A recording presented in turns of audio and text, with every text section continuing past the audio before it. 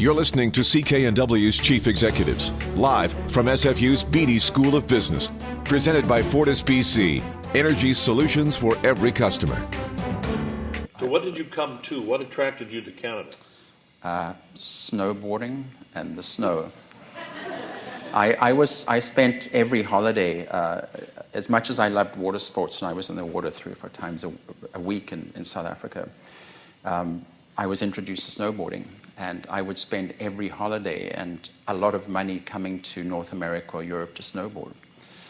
And I was in Hood River one day doing the snowboard in the morning and windsurf in the afternoon thing, and bumped into a whole bunch of Canadians. And they said, "You've got to go to Vancouver." And I said, "It's snow all year round, and it's Eskimos and igloos, and it's going to be too cold for me." I'm kidding, sorry. And they said, "You've got to go to Vancouver." And I came to Vancouver, and I'd been here for 3 days. And I remember I was doing the tourist thing on Grouse Mountain and snowboarding under lights just because it's a novelty. And coming off the mountain after having a couple of beers at the restaurant on the top after 10 o'clock, and I saw a young woman on her own in the bus shelter with a snowboard under her arm. And I thought, where in the world can you snowboard at night? But then where in the world would a young woman feel safe enough to catch public transport off a mountain after 10 o'clock at night? And that was it, I was sold. So a year and a half later, here we were.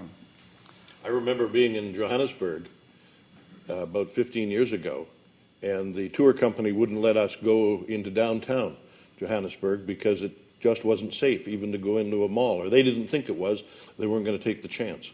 We take our security so much for granted, and you must think about that with your family here.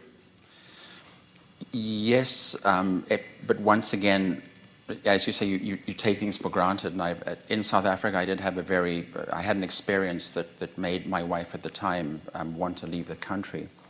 I was attacked in broad daylight by 5 guys who wanted to do me in the middle of the road. But those things, you acclimatize very quickly. You become accustomed to things.